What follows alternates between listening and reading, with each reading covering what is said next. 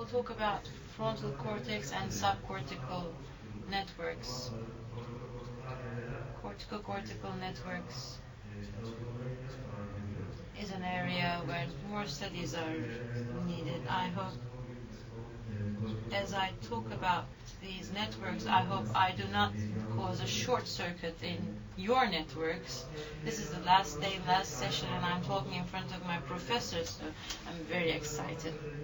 There are 5 frontal subcortical networks. They all have their roots in the frontal areas. The first 2 are motor and oculomotor networks. The other networks are related to the symptoms that we see at the psychiatric setting. That's why I will focus on the other 3. Their commonality, they take their source from the frontal area and they all go towards striatum, after which they go through globus pallidus and substantia nigra. After this, they go to thalamus, and various nuclei of thalamus receive input from these areas, and from the thalamus the information goes back to the cortex, and this is a closed circuit. Their pathways are separate from one another, therefore their functions are separate from one another, but sometimes the networks have an interplay between the 2, and sometimes they have open endings giving input to other areas. After they go out from the frontal area, they use glutamatergic, that is excitatory pathways, but to the substantia nigra and to the thalamus they use GABAergic, that is inhibitory neurotransmission, and from the thalamus to cortex they go as glutamatergic pathways. In each pathway, in each network, there are 2 roads. The direct road to striatum and global pallidus interna and substantia nigra complex. This is an excitatory pathway, therefore in its damage there is thalamic inhibition, abnormal thalamic inhibition. The indirect pathway goes from striatum to globus pallidus externa, subthalamic nucleus, then back to globus pallidus interna and substantia nigra complex. Because this is an inhibitory pathway, in its disinhibition, in its dysfunction, there is disinhibition and excessive thalamic activity. The first 2 I will skip. I will go to the 3rd and 4th and 5th network. Dorsolateral prefrontal cortex is one of the important networks. Dorsolateral prefrontal cortex, it starts from dorsolateral prefrontal cortex, goes to caudate dorsolaterally.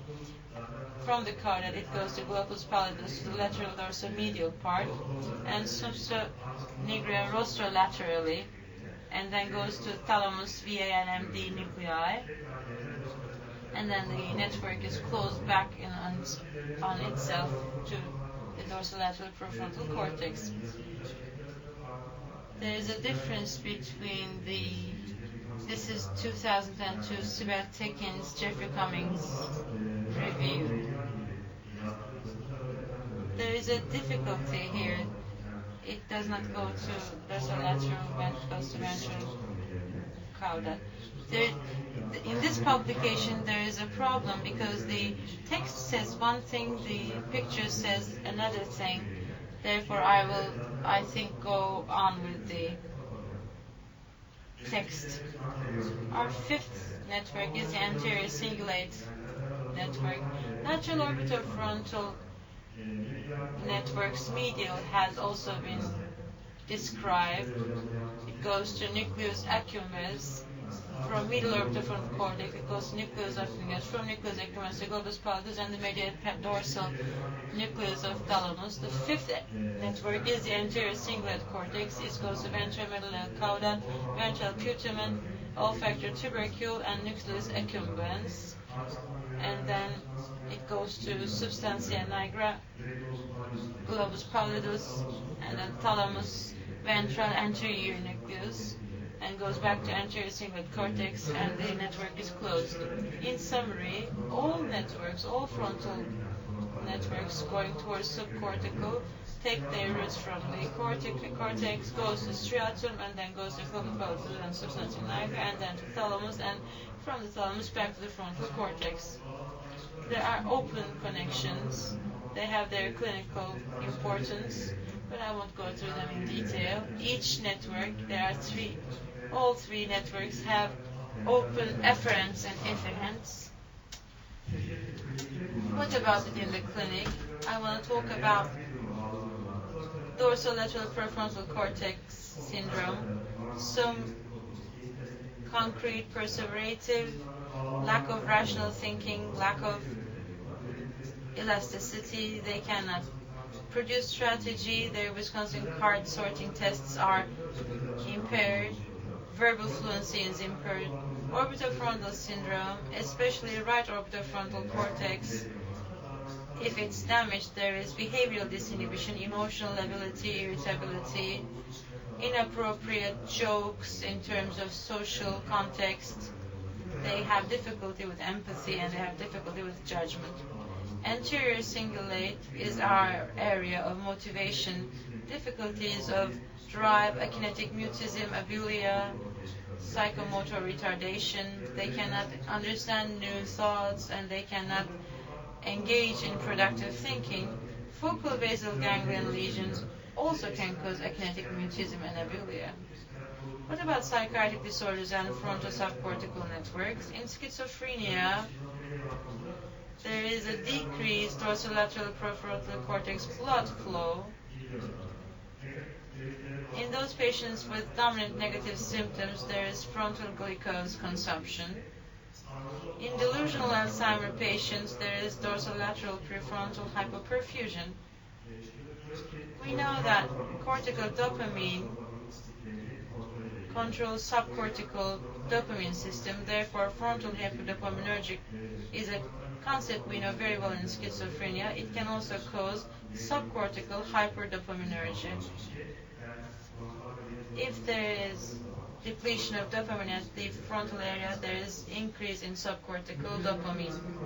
Nucleus, the antipsychotic's main target is the nucleus accumbens.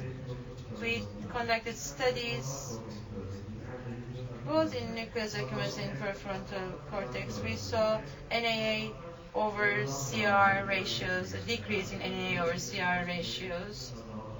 It shows us about the metabolism, not only in our study, but also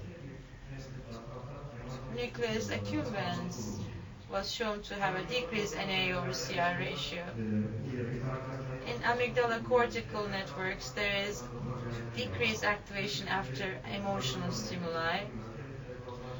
Dopaminergic efferents from VTA goes to amygdala, nucleus accumbens, and TFC. In basal ganglion dysfunction, there is visual hallucinations because the caudate fibers also go to middle and inferior temporal gyrus. We know that in auditory hallucination there is frontal area activation.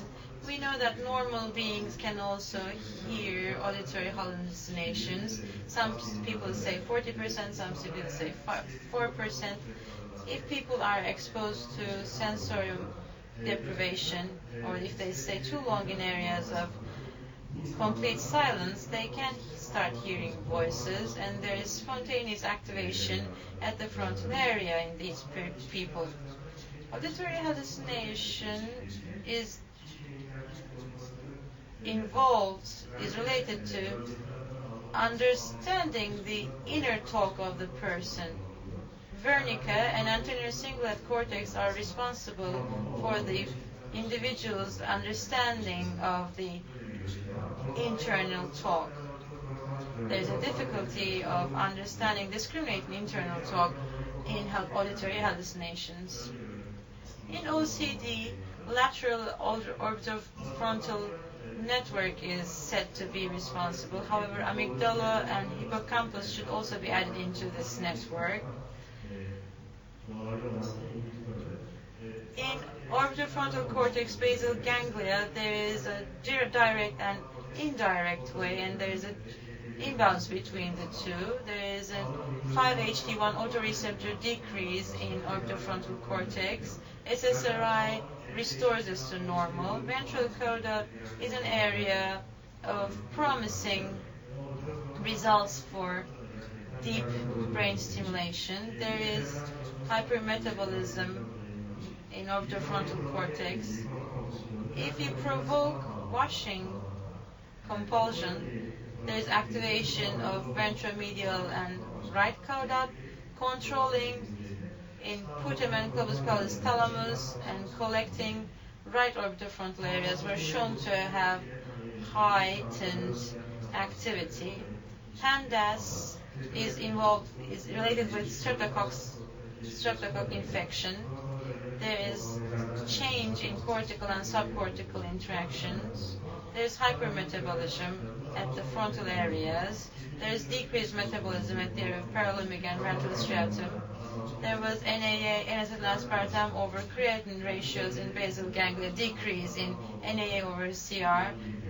This shows decrease in viability of neurons. What about depression? Frontal and caudate lesions have been shown in depressive patients. Since the 90s, pallidum and caudate have been suggested to have smaller volumes. In dorsolateral prefrontal cortex, TMS seems to be a good alternative, repetitive TMS. A new depression model is the limbic cortical pathway coordination deficit. It is said to give rise to apathia, psychomotor retardation, lack of attention, impaired executive functions. Dorsolateral superior limbic structures are said to be responsible. Ventral area is said to be responsible of sleep, endocrine findings, limbic subcortical structures. What about dependency? In orbitofrontal cortex is responsible for associative learning, using the information in the future and in decision making. Orbitofrontal cortex and nucleus accumbens lack of activity, decreased activity have been observed with those with dependency. It is related to impulsivity and risky decision making. Gambling tests have yielded these results. Those people with hyperactivity and with dependency trends, they seem to risk big losses, and they seem to always choose cards from short-term gain card decks. OFC's blood changes have been shown in dependent subjects. Clues reminding the dependent subject have been involved with orbitofrontal cortex hyperactivity. Frontal cortex nucleus accumbens is very important in substance reward relationship. ADHD. What about ADHD? In cold executive functions, lateral PFC, dorsal AS, caudate and thalamus, going to cerebellum, the network seems to be working less. In hot executive functions, the network from OFS, ASK, nucleus accumbens, hippocampo, amygdala complex, the network has been thought to be important. Ventral striatal area is said to be activated less in waiting for the reward, and when reaching the reward, it's said that they do not have the activity increase which is observed with the normal controls. What about silencing of the fear? Ventral, medial prefrontal cortex and orbitofrontal cortex are activated during fear silencing, fear sönme. Silencing. In normal thalamus, hippocampus or basal amygdala, the input from medial prefrontal cortex are potentialized during silencing. Frontal subcortical network is suggested to be like this from the 2008 studies. Frontal cortex, hippocampus, and basolateral amygdala is said to be involved. The data goes to striatum, from striatum to globus pallidus and substantia nigra, from these areas to thalamus, and from the thalamus to the frontal cortex, hippocampus, and basolateral amygdala, and the network is closed.